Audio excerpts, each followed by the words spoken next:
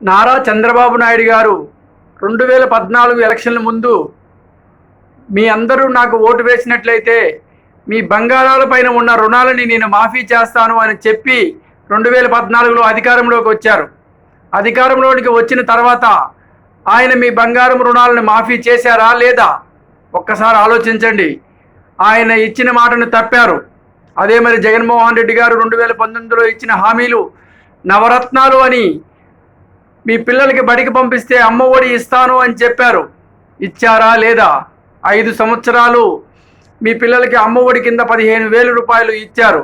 అంటే ఎవరు మాట తప్పారు, ఎవరు మాట నిలబెట్టుకున్నారో మీరు ఒకసారి గుర్తుపెట్టుకొని జగన్మోహన్ రెడ్డి గారి వెంటే ఉండాలని మనస్ఫూర్తిగా కోరుకుంటూ జై జగన్.